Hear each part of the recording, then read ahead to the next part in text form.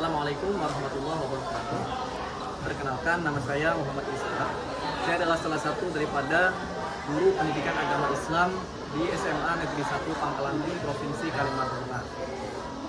Saat ini saya mendapatkan jadwal mengajar 3 jam pelajaran mata pelajaran pendidikan agama Islam dan budi pekerti di kelas 10F. Insya Allah hari ini, hari Rabu, kita akan melihat bagaimana praktik baik pembelajaran berdiferensiasi kurikulum merdeka dalam pembelajaran pendidikan agama Islam, materi bab 3, menghindari foya-foya, riya, sum'ah, takabur, dan hasad. Mari kita masuk ke kelasnya.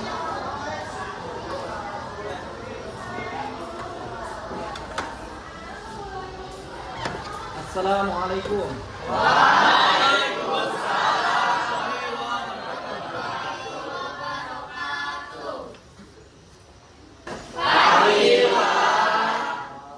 Semangat selalu ya. Semangat lagi. Pagi, luar biasa. Masa juara. Masa.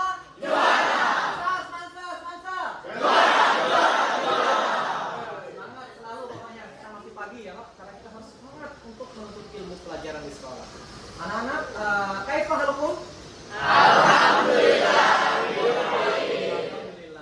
Mudah-mudahan kita selalu senantiasa dalam kesehatan sehingga kita dimudahkan oleh Allah dalam meraih ilmu yang bermanfaat di sekolah ini. Amin ya Allah. Baik anak-anak, sebelum kita mulai pembelajaran kita hari ini, Bapak minta ketua kelas untuk memimpin pembacaan doa bersama-sama dengan teman-temannya. Dimulai dari baca surah Al-Fatihah, kemudian doa belajar, dan kita sambung seperti biasa, ya kan?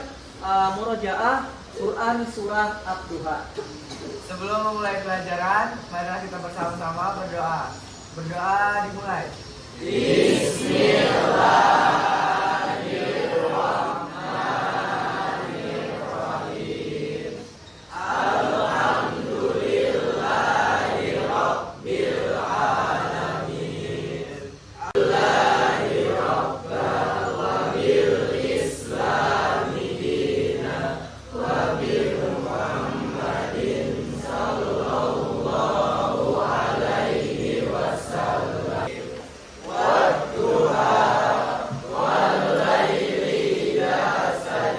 Mudah-mudahan dengan pembacaan doa dan ayat-ayat Al-Quran tadi, pembelajaran kita hari ini diberikan kelancaran dan kemudahan oleh Allah Subhanahu wa Ta'ala, dan kita dimudahkan oleh Allah dalam menerima ilmu yang bermanfaat dan mengamalkannya dalam kehidupan kita sehari-hari.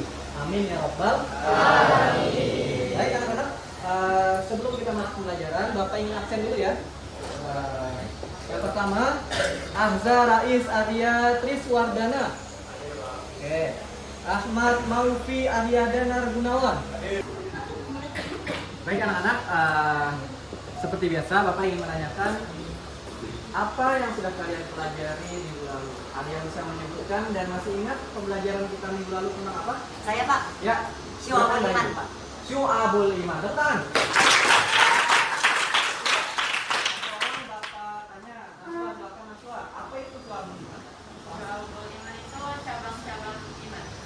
Cabang-cabang keimanan. Ada yang tahu ada berapa cabang-cabang keimanan? 70. Masih ingat semua ya? Berarti teman buat semua. Kemarin kita sudah ingat ada 77 cabang keimanan yang mana menurut Imam Nawawi dalam kitabnya Manzumati Syu'abul Iman itu disebutkan 77 cabang keimanan ini adalah apabila kita amalkan maka itu akan menambah keimanan kita, dan apabila tidak diamalkan maka akan mengurangi kualitas keimanan kita. Baik, sudah paham semua ya? Bapak kira tentang materi tentang Syu'abul Iman. Nah, anak-anak, sebelum Bapak mulai masuk ke pembelajaran selanjutnya, Bapak yang bertanya dulu nih sama kalian. Kalian tahu dugem? Tahu. Apakah itu baik atau buruk? Kenapa buruknya? Ada yang bisa jelaskan? Coba. Ya, Rian. Karena termasuk sifat foya-foya. Apa itu foya-foya? Apa? Foya-foya itu menghamburkan harta untuk sesuatu yang tidak Menghamburkan harta untuk sesuatu yang tidak berguna. Atau buat kalian. Foya-foya itu memang adalah sesuatu yang tidak berguna, menghambur-hamburkan harta. Contohnya tadi tadi ya, dugem, ya itu kan nggak bermanfaat. Oke. Nah, anak-anak, pembahasan kita hari ini tentunya tidak jauh berbeda dengan apa yang dikatakan oleh kedua orang kalian tadi. Yakni apa? Tentang foya-foya. Bagaimana tujuan pembelajaran kita hari ini adalah menghindari hidup foya-foya, biar takabur sum'ah hasad. Namun yang akan kita fokuskan hari ini adalah tentang pembahasan tentang foya-foya. Bagaimana cara menghindari foya-foya, kemudian dampak negatif dari foya-foya, kemudian dalilnya dalam Al-Quran seperti apa tentang foya-foya, dan apa definisi daripada foya-foya tadi, sehingga kalian dalam topiknya adalah dapat menghindari sifat foya-foya tadi. Ya, baik anak-anak, selanjutnya yang akan kita bahas adalah definisi daripada foya-foya. Dalam Al-Quran, foya-foya itu terbagi menjadi dua. Ada israf dan ada tafsir. Ada yang bisa mendefinisikan dulu keduanya apa? Israf dan tafsir itu apa? Ya, coba kamu definisikan coba. Naswa, silakan. Jadi kalau israf itu maksudnya kita melampaui batas dalam menggunakan harta kita gitu. Terus kalau misalnya tabzir itu kita menggunakan harta itu berlebihan gitu. Ya, tepuk tangan buat Naswa. Perbedaan tafsir dan israf. Ya, itu tadi adalah perbedaan tentang tafsir dan israf. Jadi ada yang melampaui batas dan ada yang boros. Israf itu mubazir atau boros melampaui batas. Baik anak-anak, ini adalah dalil tentang Al-Quran surah Al-Furqan ayat 67 tentang bahaya dalam sifat foya-foya tadi. Mari kita baca sama-sama. Ta'awudz bismillah. A'udzu billahi minasy syaithanir rajim.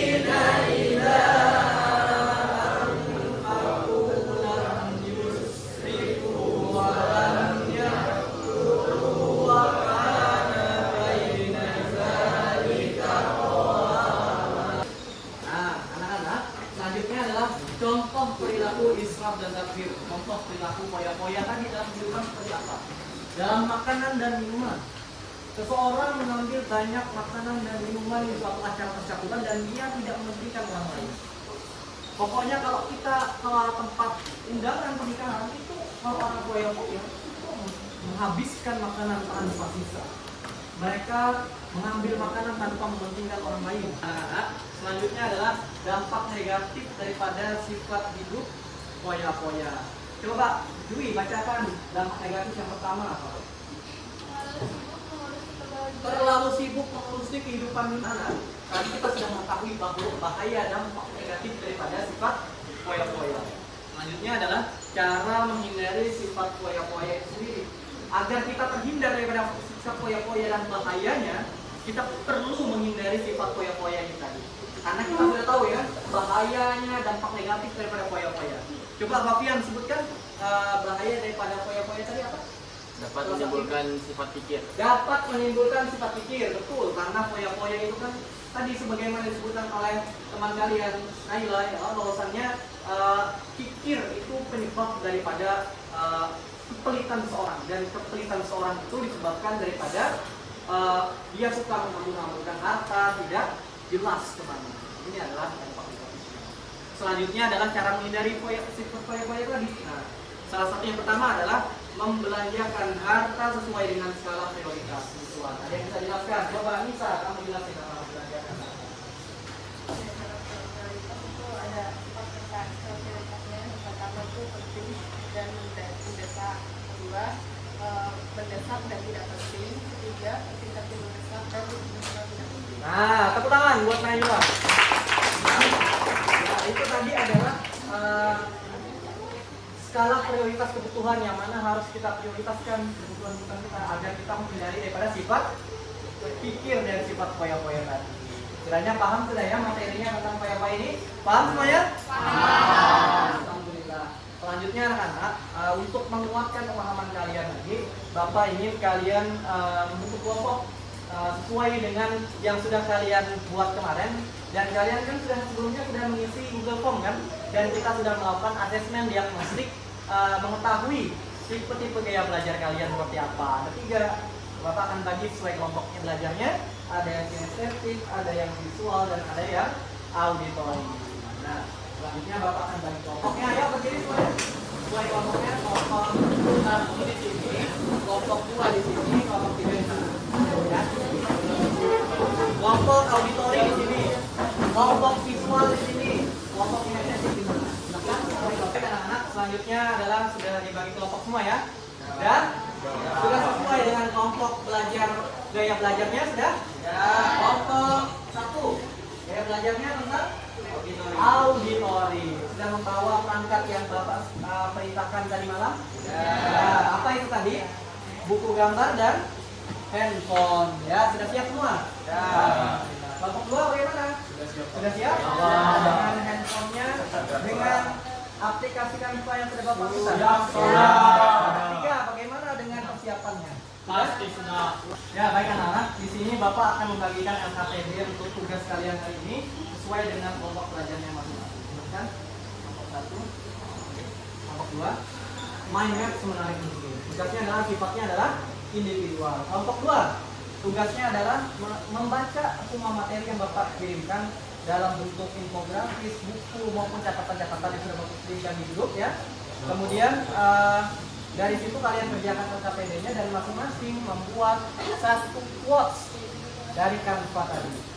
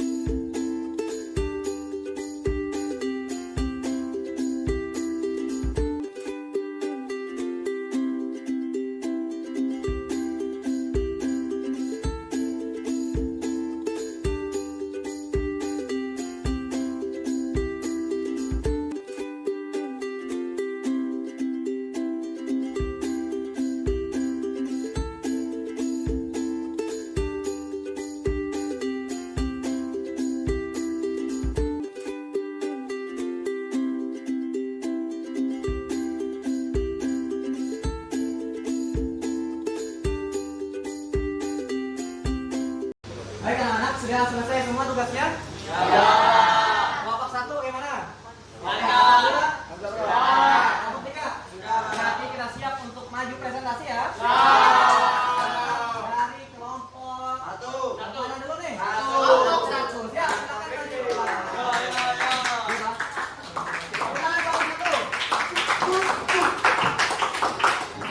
Assalamualaikum warahmatullahi wabarakatuh. Kelompok 1 ingin mempresentasikan akhlak mazmuman. Jadi masing-masing ini mempunyai beberapa. Akan ada dramanya dipraktikkan oleh 4 orang ini.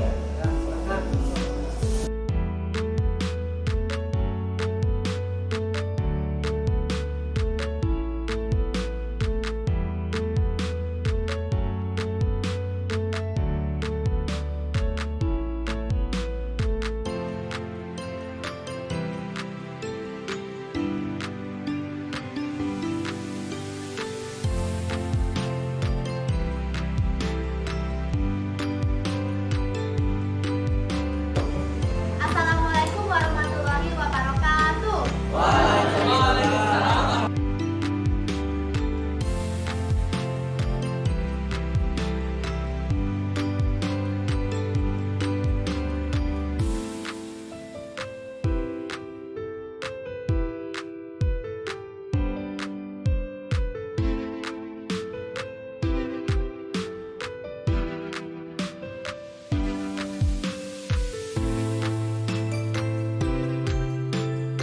Assalamualaikum warahmatullahi wabarakatuh.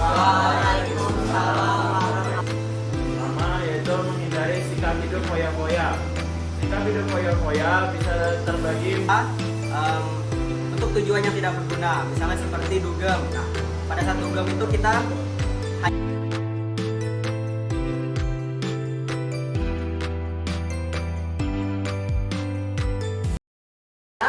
selanjutnya Bapak punya di sini ada kuisis Bapak untuk asesmen kalian mengetahui bagaimana sejauh kalian pemahaman tentang foya-foya pembelajaran hari ini. Maka mari kita masuk ke join kuisisnya.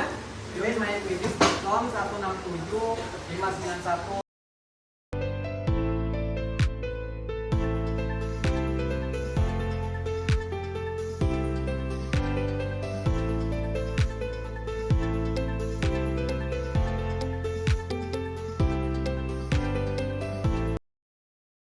Yang menang adalah Bapak Fitri. Tepuk tangan.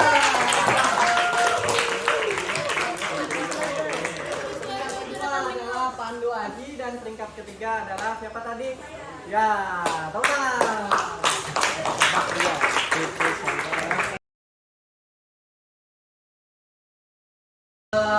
Tadi sudah kita lakukan asesmen tentang apa foya-foya dan kita sudah memahami tentang materi foya-foya dan kita juga mengerjakan proyek sesuai dengan gaya belajar masing-masing tentang foya-foya.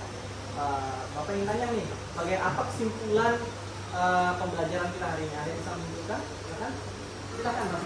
Kesimpulannya untuk kali ini adalah sebagai umat muslim sebaiknya menjauhi sifat foya-foya karena foya-foya hanya menghasilkan keburukan dan kebahagiaan yang sesaat. Oke, tepuk tangan buat.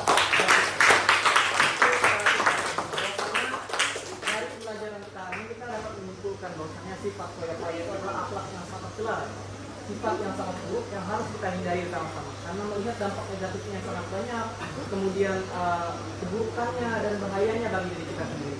Sehingga penting bagi kita sebagai umat muslim untuk menjaga sikap dan menjauhi daripada sifat foya-foya itu. Baik, tepuk tangan buat kita semua.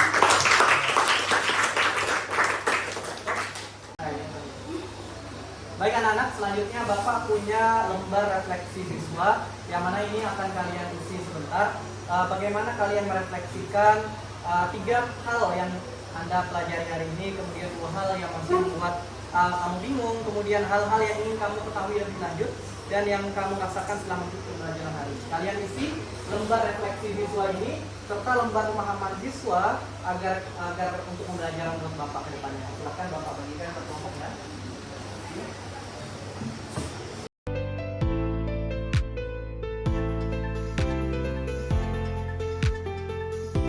Baik anak-anak, sudahkah diisi lembar refleksinya? Sudah. Kalau sudah, nanti kemudian Bapak ya.